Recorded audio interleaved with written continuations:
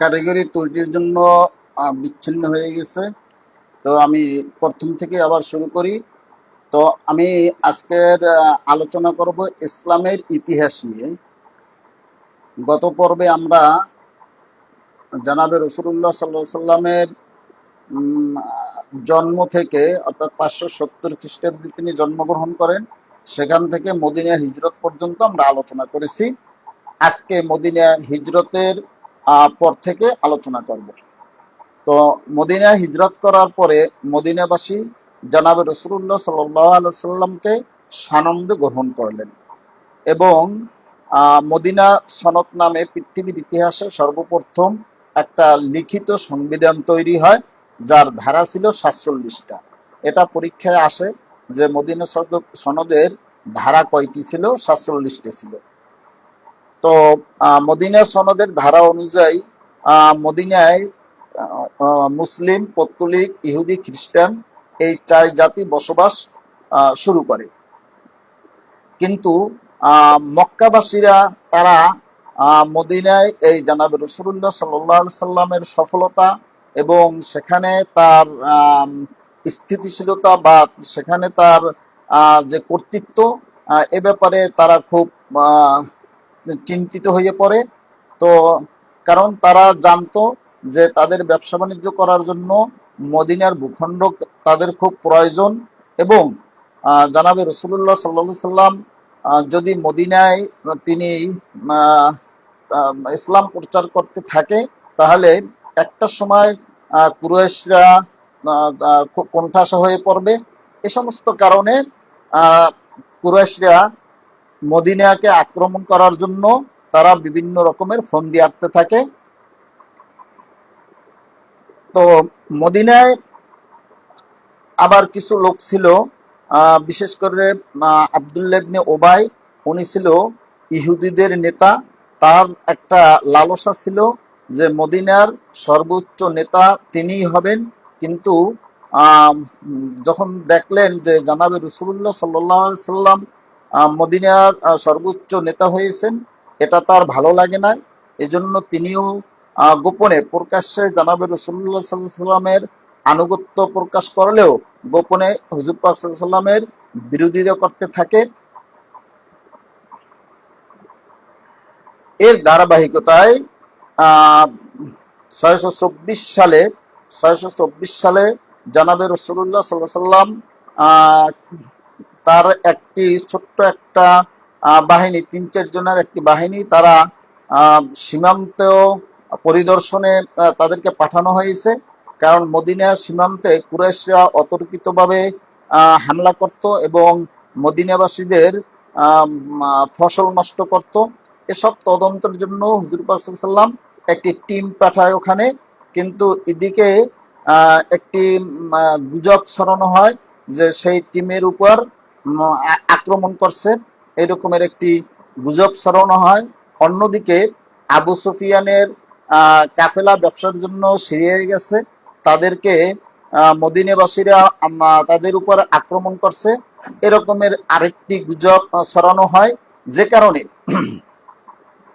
যে কারণে মক্কার কুরাইশগণ তারা 1000 সৈন্যবাহিনীর বিশাল একটা বাহিনী নিয়ে তারা সেই বদরের দিকে অগ্রসর হয় এবং মদিনা আক্রমণ করার জন্য তারা অগ্রসর হয়।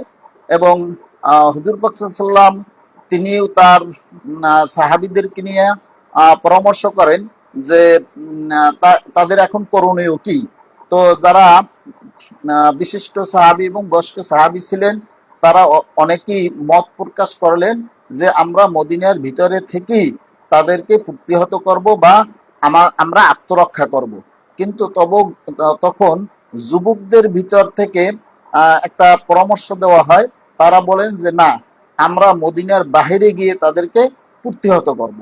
এবং তখন সেই যুবকদের যে পরামর্শ, সেটাই জানাবে রাসূলুল্লাহ সাল্লাল্লাহু আলাইহি সাল্লাম গ্রহণ করেন এবং 624 খ্রিস্টাব্দের 17ই রমজান বদর প্রান্তে সেখানে উভয় দল তাদের সৈন্য সমবেত করেন। তো এখানে একটা বিষয় হইল যে জানাবে রাসূলুল্লাহ সাল্লাল্লাহু আলাইহি সাল্লাম তিনি যে একজন সমর কৌশল ছিলেন, তিনি যে একজন সর্বশ্রেষ্ঠ সেনা প্রধান ছিলেন এবং সুকৌশলী সেনা প্রধান ছিলেন, তার ভিতরে যে একটা নৈপুণ্যতা ছিল সেটা প্রকাশ পেয়েছে বদরের যুদ্ধে। জানাবে রাসূলুল্লাহ সাল্লাল্লাহু আলাইহি সাল্লাম কি করলেন, তিনি বদরের প্রান্তে তিনি পূর্ব দিকে অবস্থান নিলেন। অর্থাৎ পূর্ব দিকে অবস্থান নেওয়ার কারণ হয়েছে যে সকালবেলা যখন মল্লযুদ্ধ শুরু হবে, মল্লযুদ্ধ শুরু হইলে তার পক্ষ থেকে যারা মল্লযুদ্ধে অংশগ্রহণ করবে তারা পশ্চিম দিকে তাদের ফেস থাকবে এবং সূর্য থাকবে তাদের পিছনের দিকে। আর পশ্চিম দিকে যারা অবস্থান করবে সূর্য থাকবে তাদের ফেজের উপরে, তাদের চেহারার উপরে সূর্য থাকবে। তো তখন তাদের আসলে যুদ্ধ করতে একটু কষ্ট হবে। এটা একটা রণকৌশল। তো বদরের প্রান্তে হুজুর পাক সাল্লাম ৩১৩ জন সাহাবী নিয়া সেই ১০০০ সৈন্যের একটা সুসজ্জিত সৈন্যবাহিনীর মোকাবেলা করার জন্য রাসূল পাক সাল্লাম ৩১৩ জন সাহাবীদেরকে নিয়ে বদর প্রান্তে উপস্থিত হইলেন এবং সর্বপ্রথমে আরবের রেওয়াজ অনুযায়ী মল্লযুদ্ধ শুরু হইল। মল্লযুদ্ধে প্রথম যারা অংশগ্রহণ করেছেন উতবা এবং হযরত হামজা, এরপর সাইবা এবং হযরত আলী এবং ওলীদ ইবনে উতবা অর্থাৎ উতবার ছেলে ওলীদ আর উবাইদা ইবনে হারিস অর্থাৎ হযরত হারিস রাদিয়াল্লাহু তাআলা আনহু এর সন্তান। এরা মল্লযুদ্ধে অবতীর্ণ হয় এবং একে একে মল্লযুদ্ধে মুসলিম সেনাবাহিনী জয়লাভ করে। এরপর যুদ্ধ শুরু হয়। তো বদরের যুদ্ধ ছিল মুসলমানদের জন্য বিজয়ের একটা সূচনা লগ্ন। কারণ এই বদরের যুদ্ধে যদি মুসলমানরা হেরে যেত তাহলে হয়তো ইতিহাস অন্য রকমের হইতে পারত। কিন্তু বদরের যুদ্ধে মাত্র ৩১৩ জন সাহাবী নিয়া হুজুর পাক সাল্লাল্লাহু আলাইহি ওয়াসাল্লাম সেই কুরাইশদের ১০০০ সৈন্যের সুসজ্জিত সৈন্যের মোকাবেলা করেছে এবং সেই যুদ্ধের যেই ফলাফল, এটা অলৌকিক ঘটনা যে মুসলমানদের কোন সৈন্যকে তারা বন্দী করতে সক্ষম হয় নাই। ২৩ জন মুসলমান মুজাহিদ তারা শাহাদত বরণ করেছেন। পক্ষান্তরে কুরাইশদের ৭০ জন নিহত হয়েছেন এবং ৭০ জন বন্দী হয়েছেন। এটা ছিল একটা বিশাল মহাবিজয়। এই বদরের যুদ্ধে বিজয়ের পরে মুসলমানদের ভিতরে আত্মশক্তি এবং ইমানি শক্তি আরো বৃদ্ধি পায় এবং যদি কোনো বড় দল হয়, কোনো বড় বাহিনী হয়, কোনো বড় বাহিনীকে যে একটা সুসজ্জিত ছোট বাহিনীও পরাজিত করতে পারে, তার দৃষ্টান্ত ছিল বদরের যুদ্ধে। যুদ্ধ শেষে জানাবে রাসূলুল্লাহ সাল্লাল্লাহু আলাইহি সাল্লাম যেই মানবতা দেখাইছে, এটাও ছিল ইতিহাসের শ্রেষ্ঠ একটা মানবিক দৃষ্টান্ত। জানাব আরবে তৎকালীন সময় যুদ্ধে পরাজিত যারা পরাজিত হইতো, যারা বন্দী হইতো তাদেরকে গোলাম হিসাবে রাখা হইতো অথবা হত্যা করা হইতো এবং মহিলাদেরকে বাদী হিসাবে রাখা হইতো। এটা ছিল প্রচলন। কিন্তু হুজুর পাক সাল্লাল্লাহু আলাইহি ওয়াসাল্লাম সেই ৭০ জন যে বন্দী হয়েছে তাদের সাথে তিনি যে সদাচরণ করছেন, এর ফলে কি হয়েছে, যারা বন্দী থেকে মুক্তি পাইছে তারা ইসলাম কবুল করছে এবং তারা মক্কায় ফিরে এসে তারা আবার ইসলামের দাওয়াত শুরু করছে। এবং হুজুর পাক সাল্লাল্লাহু আলাইহি ওয়াসাল্লাম লেখাপড়ার উপরে কতটা গুরুত্ব দিচ্ছেন যে বন্দীদের ভিতরে যারা শিক্ষিত ছিল তারা মুসলমানদেরকে পড়াশোনা করাইবে, শিক্ষিত করবে, এই শর্তেও তাদেরকে মুক্তি দেওয়া হয়েছে। এই ছিল বদরের যুদ্ধের ঘটনা। বদরের যুদ্ধে আবু জাহেল নিহত হওয়ার পরে তার স্ত্রী হিন্দা সে শপথ গ্রহণ করে যে সে তার স্বামীর আহ, হত্যার বদলা সে নেবে, এবং এই জন্য সে মরিয়া হয়ে ওঠে এবং সে মানুষকে বিভিন্নভাবে উৎসাহিত করতে থাকে মদিনাকে আক্রমণ করার জন্য এবং মদিনার বিরুদ্ধে বড় সংগ্রাম করার জন্য সে মানুষকে উৎসাহিত করতে থাকে। অপরদিকে আবু সুফিয়ান তখনকার যুগেও আহ, নারী এবং সুগন্ধি এটা ছিল আরবদের একটা সবচেয়ে প্রিয় জিনিস। তো আবু সুফিয়ান শপথ করলো যতদিন না সে এই আহ, যুদ্ধে এই পরাজয়ের বদলা না নিতে পারবে ততদিনই সে সুগন্ধি এবং স্ত্রী ব্যবহার করবে না। তো তাদের ভিতরে এই প্রতিশোধের একটা আগুন জ্বলতেছিল এবং তারা সৈন্যবাহিনী আরো অনেক বাড়াইতে শুরু করলো, তাদের সমরাস্ত্র আরো বৃদ্ধি করতে শুরু করলো এবং 625 খ্রিস্টাব্দে অহুদ প্রান্তে, অহুদ পাহাড়ের পাশে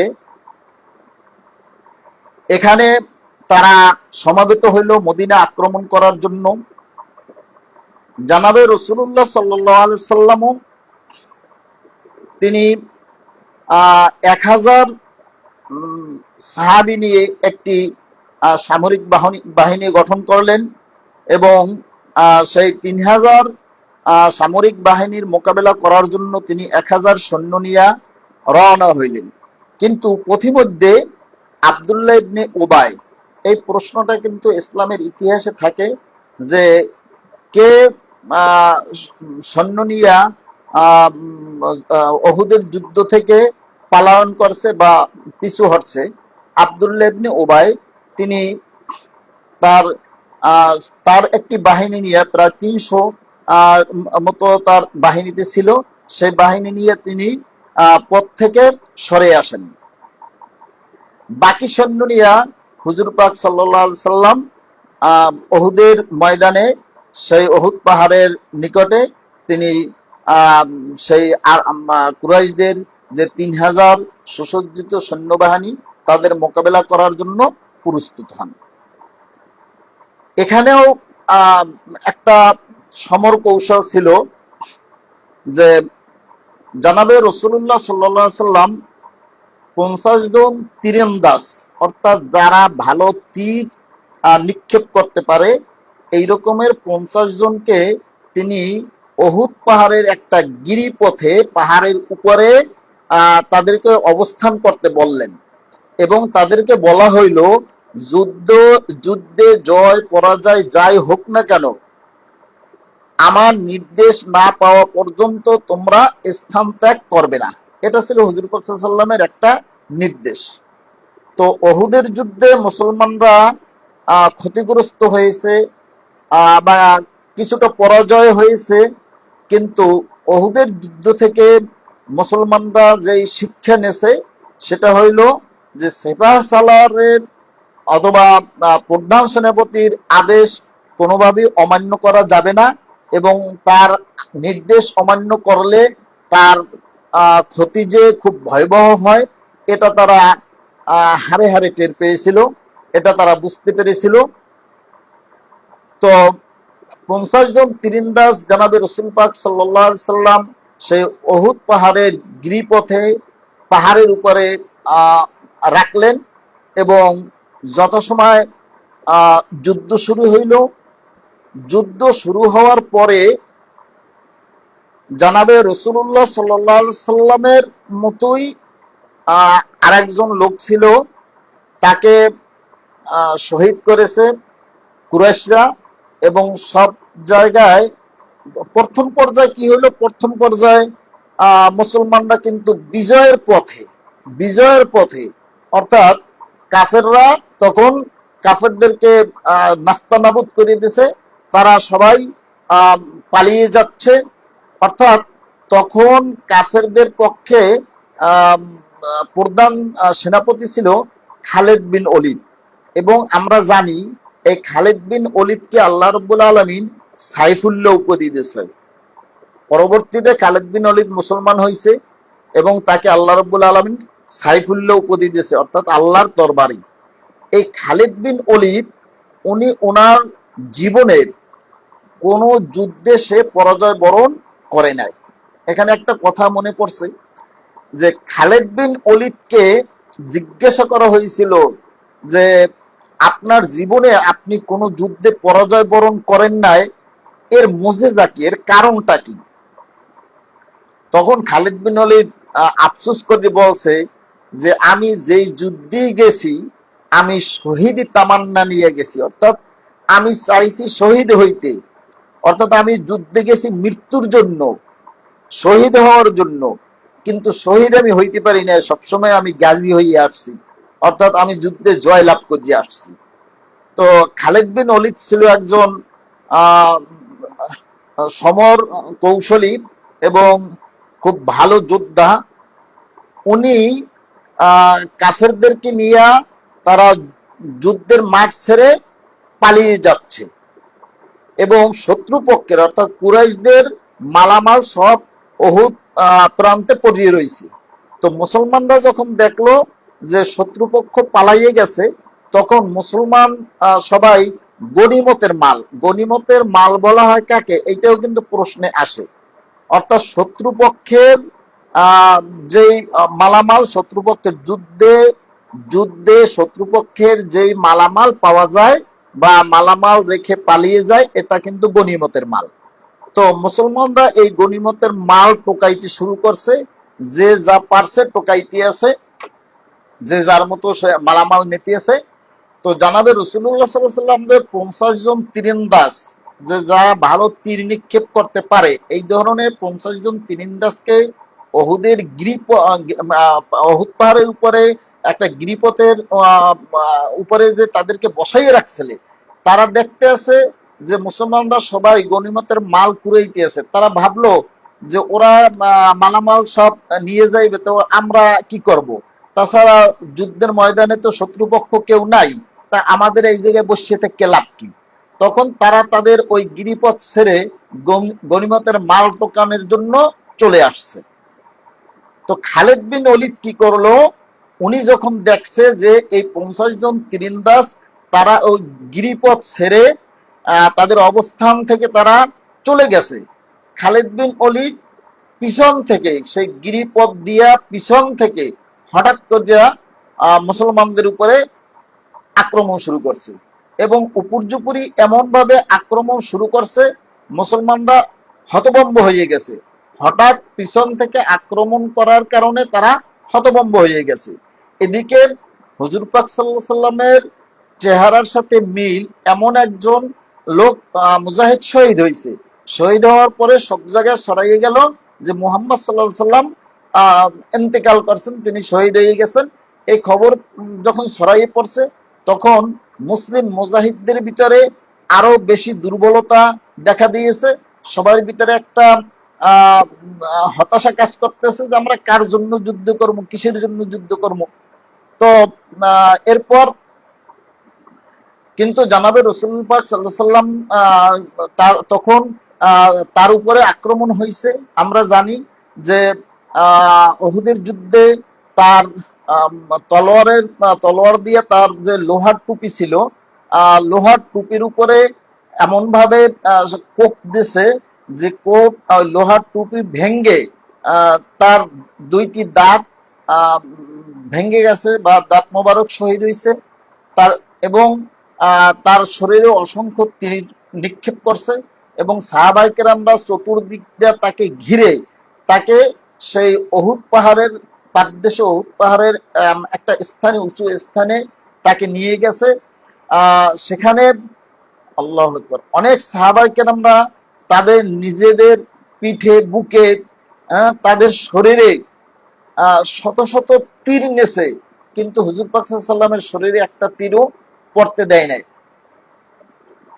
তো এই অবস্থায় উহুদের যুদ্ধ শেষ হয়েছে এবং উহুদের যুদ্ধে মুসলমানদের সবচেয়ে যে জিনিসটা তারা শিক্ষা পাইছে সেটা হচ্ছে যে কোনো অবস্থাতেই নেতার আদেশ অমান্য করা যাবে না। বিশেষ করে জানাবে রাসূলুল্লাহ সাল্লাল্লাহু আলাইহি সাল্লাম ছিলেন আল্লাহর নবী, তার আদেশ অমান্য করলে অবস্থা কি হয় উহুদের যুদ্ধে সাহাবায়ে কেরামরা তা দেখছে।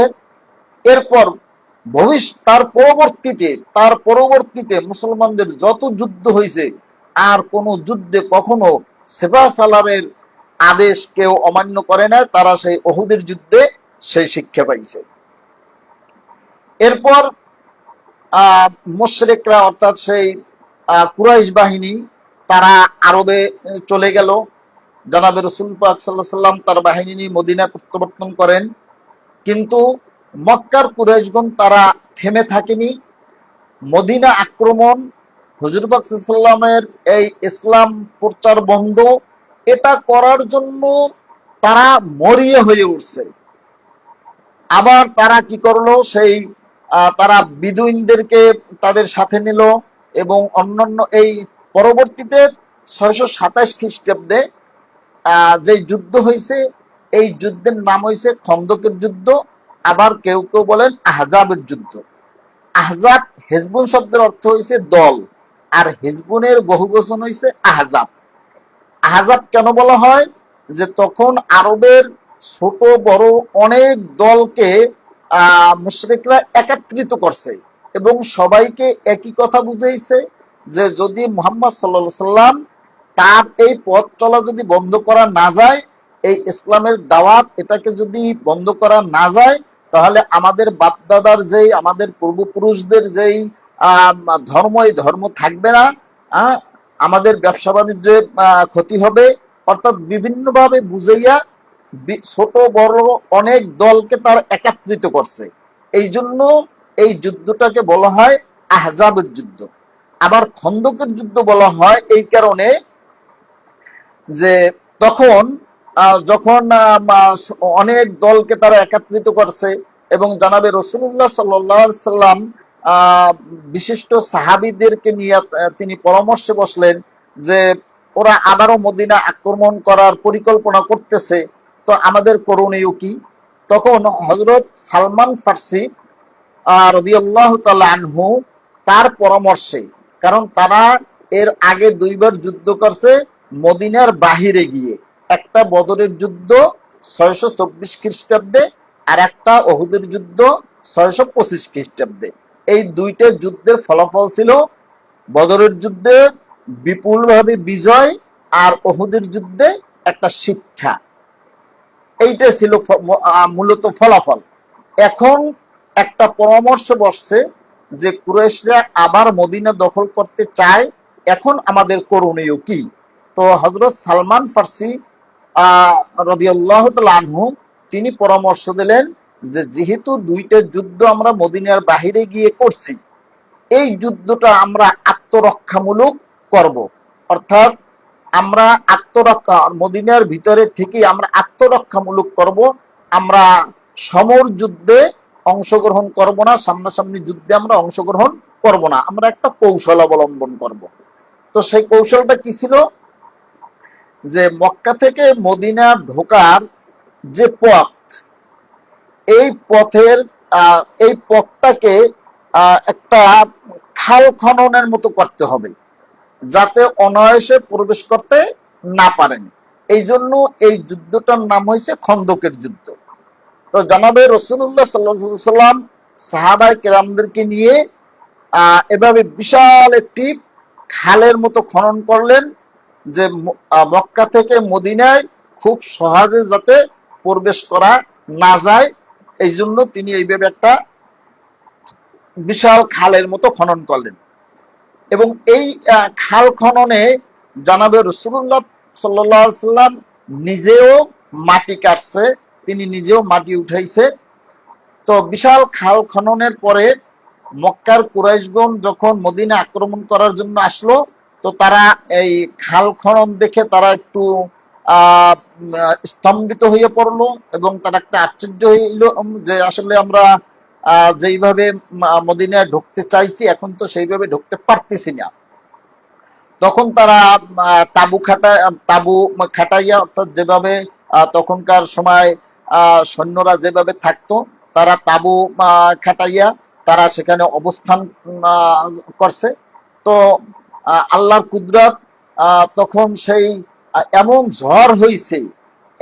ঝড় হইছে যে ঝড়ে তাদের তাবু, তাদের খাবার, তাদের যে ঘোড়া উট সবকিছু তছনছ হয়ে গেছে। তো এই ঝড়ের কবলে পড়ে তারা দিশেহারা হয়ে গেছে এবং বিনা যুদ্ধেই তারা পরাজিত হয়েছে এবং তারা মক্কায় ফিরে গেছে। এটা ছিল খন্দকের যুদ্ধ 627 খ্রিস্টাব্দে। তো এরপর আরবরা মানসিকভাবে অনেকটা ভেঙে পড়ে, অর্থাৎ বদরের যুদ্ধে ছোট্ট একটা বাহিনীর সাথে তাদের পরাজয়, ওহুদের যুদ্ধে তারা ভালো কোনো সফলতা অর্জন করতে পারে নাই, খন্দকের যুদ্ধে তারা এত কিছু করার পরে সব দল সম্মিলিতভাবে মদিনা আক্রমণ করতে গিয়ে তারা ফেরত আসতে বাধ্য হয়েছে। এসব কারণে তারা মানসিকভাবে অনেকটা ভেঙ্গে পড়ছে। এদিকে জানাবে রাসূলুল্লাহ সাল্লাল্লাহু আলাইহি সাল্লাম তার আদর্শে এবং তার যে সদাচরণ, তার যেই দীক্ষা, এ কারণে মদিনা এবং মদিনার আশপাশের অনেক এলাকা থেকে দলে দলে মানুষ একাত্মবাদের প্রতি আহ, আগ্রহ প্রকাশ করতেছে, তারা মুসলমান হইতেছে। তো জানাবে রসুল পাক সাল্লাল্লাহু আলাইহি সাল্লাম 628 খ্রিস্টাব্দে মাতৃভূমি মক্কা ছেড়ে এসেছেন। সে মক্কার জন্য তার একটা কঠিন বেদনা এবং মাতৃভূমিতে যাওয়ার তার খুব একটা ইচ্ছে। তো এটা আল্লাহ রাব্বুল আলামিন তো ভালোই জানতেন এবং কিছু সাহাবীদের পরামর্শে জানাবে রাসূলুল্লাহ সাল্লাল্লাহু আলাইহি সাল্লাম 1400 জন সাহাবী নিয়া মক্কায় সেই কাবাগর জিয়ারত অর্থাৎ হজ করার জন্য, হজের প্রথা তখনও ছিল কিন্তু বিষয়গুলো ছিল ভিন্ন। হজ করার জন্য 1400 জন সাহাবী নিয়ে তিনি মক্কার দিকে রওনা হয়। এটা ছিল হুদায়বিয়ার সন্ধি। যারা ইসলামের ইতিহাস পড়েন তাদের পরীক্ষায় অবশ্যই আসে হুদায়বিয়ার সন্ধি কত সালে সম্পাদিত হয়। হুদায়বিয়ার সন্ধি সম্পাদিত হয় 628 খ্রিস্টাব্দে এবং এটা কোথায় হয়? হ্যাঁ, হুদায়বিয়া একটা উপত্যকা, একটা জলাশয়। এই জলাশয়ের নিকটে। এবং হুদায়বিয়া কি, এ ধরনের প্রশ্ন আসে। হুদায়বিয়া হচ্ছে একটা জলাশয়। তো হুজুর পাক সাল্লাল্লাহু আলাইহি সাল্লাম 1400 জন সাহাবী নিয়া তিনি মক্কার দিকে রওনা হইলেন। হুদায়বিয়া নামক স্থানে যাওয়ার পরে জানাবে রাসূল পাক সাল্লাল্লাহু আলাইহি সাল্লাম হযরত ওসমানকে দূত হিসেবে পাঠাইলেন কুরাইশদের কাছে, যে তারা যে শুধুমাত্র হজ করার উদ্দেশ্যে আসছে এই কথাটা তাদেরকে জানানোর জন্য এবং তারা যাতে কোনো বাধা না দেয় এই জন্য তিনি হযরত ওসমানকে পাঠাইলেন। কিন্তু এদিকে একটা গুজব ছড়াইছিল যে হযরত ওসমানকে তারা আটকাইয়ে রাখছে। তো এরপরে সেই সাহাবায়ে কেরামরা সবাই জানাবে রাসূলুল্লাহ সাল্লাল্লাহু আলাইহি সাল্লামের হাতে হাত রেখে বায়াত গ্রহণ করে, শপথ গ্রহণ করে যে আমরা আমাদের শেষ রক্তবিন্দু থাকা পর্যন্ত আমরা এই হযরত ওসমান রাদিয়াল্লাহু তাআলা আনহু এর হত্যার প্রতিশোধ না নিয়ে আমরা ফেরবো না। তো তখন কুরাইশদের পক্ষ থেকে তো পরে দেখা গেল যে না, হযরত ওসমান রাদিয়াল্লাহু তাআলা আনহুকে আসলে তারা আটক করে নাই, বরং তাদের সাথে একটা বাদ বিতণ্ডা হয়েছে কিছুটা। এরপরে কুরাইশদের পক্ষ থেকে একটা প্রস্তাব দেওয়া হয় যে তারা আলোচনায় বসতে চায়, একটা আলোচনায় তারা বসতে চায়। সেই আলোচনাটাই ছিল, যে আলোচনা ওখানে হয়েছে, এই আলোচনাই ছিল হুদাইবিয়ার সন্ধি। তো কুরাইশদের পক্ষ থেকে একদল প্রতিনিধি আসে এবং তারা জানাবে রসুল পাক সাল্লাল্লাহু আলাইহি সাল্লামের কাছে একটা আলোচনার প্রস্তাব দেন। সে প্রস্তাবটা ছিল যে এবছর তারা হজ না করে ফিরে যাবে। হুদাইবিয়ার যে সন্ধি, আমি সন্ধির কিছুটা বলতেছি যে কি কি সন্ধি, কি কি সন্ধি হয়েছিল তখন। যে এবছর তারা হজ না করে মদিনায় প্রত্যাবর্তন করবে, পরের বছর তারা হজ করতে আসবে, কিন্তু সাথে কোষবদ্ধ তরবারি ছাড়া অন্য কোনো সমরাস্ত্র আনতে পারবে না। এটা ছিল হুদাইবিয়ার সন্ধির একটা শর্ত। এবং অনেকগুলো শর্ত, সব শর্ত বললে অনেক সময় লাগবে, আমি সব শর্ত এখন বলবো না সময়ের অভাবে। এবং যদি কোনো মুসলমান যদি কোনো মুসলমান যদি মক্কায় বসবাস করতে চায়, অর্থাৎ কোনো মদিনাবাসী যদি মক্কায় আসতে চায়, তাহলে তাকে আসতে দিতে হবে, তাতে কোনো রকমের বাধা দেওয়া যাবে না। কিন্তু কোনো মক্কাবাসী যদি মদিনায় যায়, তাহলে তাকে ফিরিয়ে দিতে হবে। এই ধরনের অনেকগুলা সন্ধি হয়েছিল। তো তখন হযরত ওমর রাদিয়াল্লাহু তাআলা আনহু একটু রাগান্বিত হয়ে গেছিলেন যে এটা কোন ধরনের সন্ধি, যে কোনো মক্কাবাসী যদি মদিনায় যায় তাকে ফেরত দিয়ে যেতে হবে, কিন্তু পক্ষান্তরে কোনো মদিনাবাসী যদি মক্কায় যায় তাকে তারা ফেরত দেবে না। এটা কোন ধরনের সন্ধি? তো হুজুর পাক সাল্লাল্লাহু আলাইহি ওয়াসাল্লাম তাকে নিবৃত করছে। কিন্তু পরবর্তীতে দেখা গেছে কি, হুদাইবিয়ার যতগুলো সন্ধি হয়েছে সব সন্ধি প্রত্যক্ষভাবে দেখা গেছে যে সব সন্ধিগুলা মুশরিকদের পক্ষে, অর্থাৎ কুরাইশদের পক্ষে, কিন্তু পরোক্ষভাবে দেখা গেছে সব সন্ধিগুলাই মুসলমানের পক্ষে গেছে। যেমন একটা উদাহরণ আমি দিয়ে দেই, যে তাদের একটা শর্ত ছিল কি, যে কোনো লোক যদি মক্কা থেকে মদিনায় যায় তাহলে তাকে ফেরত দিতে হইবে, কিন্তু মদিনা থেকে কোনো লোক যদি মক্কায় আসে তাহলে তাকে ফেরত দেওয়া হবে না। এ জায়গায় সুবিধা হয়েছে কি, মক্কা থেকে মদিনা লোক গেছে, যাইয়া হুজুর পাক সাল্লাল্লাহু আলাইহি ওয়াসাল্লামের কাছে তারা বায়াত গ্রহণ করছে, কালেমা পড়ছে, মুসলমান হয়েছে, বাস তাকে ফিরিয়ে দিয়েছে, মক্কায় ফিরিয়ে দিয়েছে। মক্কায় আসছে, সে তার মতো আবার ইসলামের দাওয়াত, মক্কায় ইসলামী দাওয়াত দেওয়া শুরু করছে। আর মদিনা থেকে কোন লোক মক্কায় আসলে তাকে তারা ফিরিয়ে দেবে না। তার মানে দেখা গেছে যে অনেক লোক হিজরতের পরে মক্কাবাসীর অত্যাচারে তারা মদিনায় চলে গেছে, তাদের আত্মীয় স্বজন তারা দেখতে পারে না, বউ বাচ্চা দেখতে পারে না, এরকমও সমস্যা হয়েছে।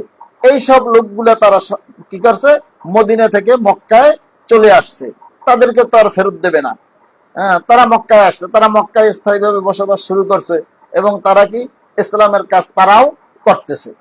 তো ওরা যে কারণে সন্ধি করছে, কিন্তু দেখা গেছে হয়েছে তার উল্টা। এইটা ছিল হুদাইবিয়ার সন্ধি, এবং এই হুদাইবিয়ার সন্ধিকে ফাতহুম মুবিন বলা হয়েছে কোরআনে। যে এই হুদাইবিয়ার সন্ধি ছিল মুসলমানদের প্রকাশ্য বিজয়। অর্থাৎ হুদাইবিয়ার সন্ধির পরে মদিনা যে একটা শক্তিশালী রাষ্ট্র, এটা প্রকাশ পাইছে। হুদাইবিয়ার সন্ধির পরে প্রকাশ্যে ইসলামের দাওয়াত বিভিন্ন দেশে পাঠানো হয়েছে। হুদাইবিয়ার সন্ধির পরে মক্কাবাসীরা আর কোন মুসলমানদের উপরে নির্যাতন চালানোর সুযোগ পায় নাই। সব কারণে এই হুদাইবিয়ার সন্ধি ছিল ফাতহুম মুবিন, অর্থাৎ ইসলামের প্রকাশ্য বিজয়। তো আজকে এ পর্যন্ত। এরপরে মক্কা বিজয় এবং বিদায় হজের ভাষণ এবং হুজুর পাক সাল্লাল্লাহু আলাইহি ওয়াসাল্লামের ইন্তেকাল, এই বিষয় নিয়ে আলোচনা করব। সবাইকে ধন্যবাদ। আসসালামু আলাইকুম।